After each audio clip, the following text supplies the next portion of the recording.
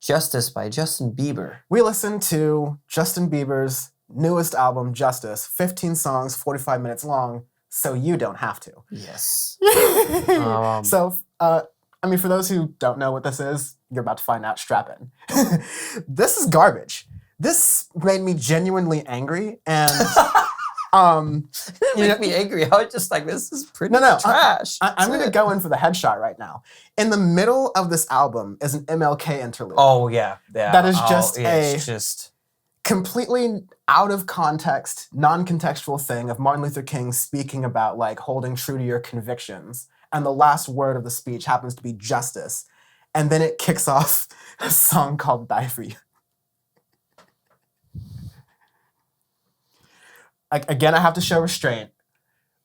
But for Justin Bieber to be a musician who has been in his career, he had his childhood screw-up phase. He had his I'm going to befriend black people and then say the black lifestyle is bad for me phase. He had his drug phase, and now he's in his come to Jesus phase. Sure. But can you not be such a dumbass while you're doing it? Like, can you not be so blatantly idiotic while you do it? Like... Well, too much starts Never mind the whole thing sounds like hot garbage, right? It's pretty bad.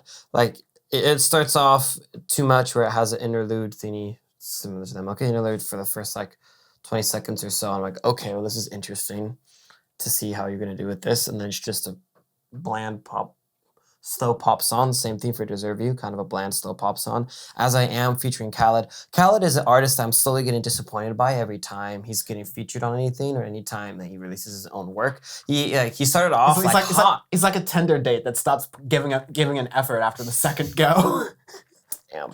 He started off really hot, doing the Disclosure thing, doing a couple other things that were pretty solid, and then his album that we reviewed a while back, we didn't really like. We thought it was bland, and every feature he's been on since has been pretty shit, and this one is pretty shit because it's as if it's a ripoff of a crappy Chainsmokers song. Yeah, Khaled got a bunch of awards, and then all of a sudden got a little bit, like, I guess, lackadaisical, lethargic with his music, and now he's on Justin Bieber music, just like putting in easy little... What is it, like, easy little features here and there to make the bank, whatever, to pay off for the Beamer. Like, what?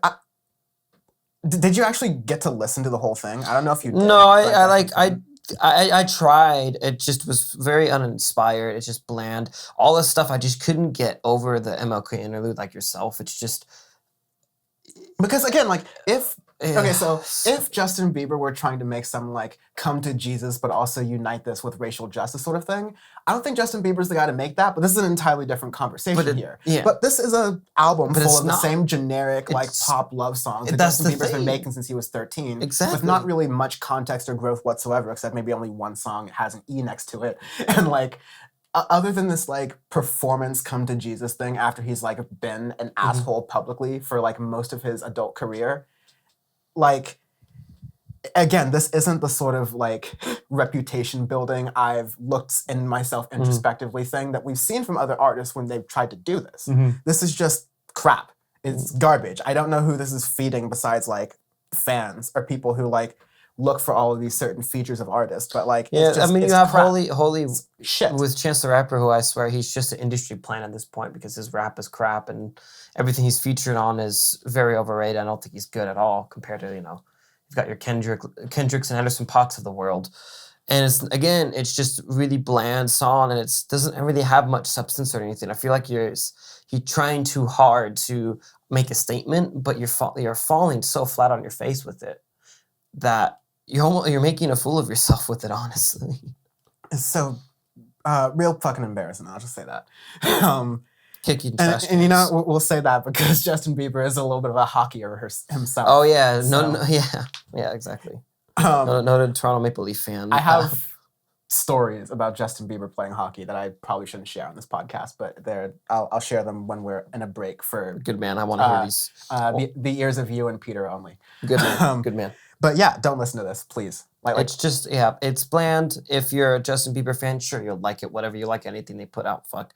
Yeah, but, I'm like, if you're a Justin Bieber fan, I'm sorry that this music is good to you. I'm sorry that you don't reach out to this, and I'm sorry that you have not, like, branched out and seen anything, like, beyond this for the past, like, 20 years or so. But maybe, like, once quarantine gets over, like, walk outside and get a damn clue. Yeah. Not good. Arbitrary scale this week is disgraced alt-right shock jocks. Sean, take the lead.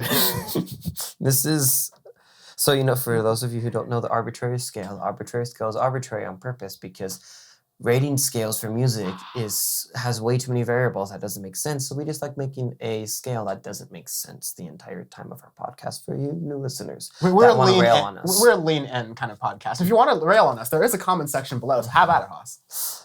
This is a solid Milo Yiannopoulos getting disgraced and being so disgraced that you try to shill for conversion therapy to try to convince yourself that you're not gay while you are gay, and you friend zoned your own husband because that's how shit your life has become, and that's what this album is.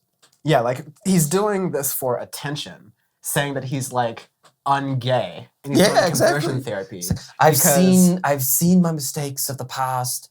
I can do better now. Because everyone else will see the grift except people who make money off of these kind of conversion stories. And it's a really tragic thing, except for the fact that Milo Yiannopoulos is one of the most dreadful human beings on earth who has like threatened people's lives for fun and like made publicity stunts out of people's educational careers. Anyways, while we're on the topic of Justin Bieber's pretty ridiculous waste of our time album, there's a really interesting thing about the way the album cover looks, because it was going to be designed a little bit of a different way with a little bit of a different logo that emphasized the T a little bit more for being like a religious symbol, and it looked a little bit too much like a certain dance duo that isn't Daft Punk and it isn't Disclosure. It happens to be Justice. And they are very good and they are very litigious. One of the most legendary dance duos, Justice. Yes, because they've always used crosses and stuff in all their artwork, any of their things for 2+ decades or so. I guess they put they put a cease and desist on it, I'm pretty sure, right? Yeah. Aside from seeing it all over the internet ourselves, this is Tyler Goldberg, who is one of the managers for Justice, essentially. We heard from hundreds of people throughout the day, industry people, Justice fans. The Justice guys received a ton of messages, not only compared to point out the similarities between the Justice Justin Bieber album, but confused. Quote, is this a Justice collaboration?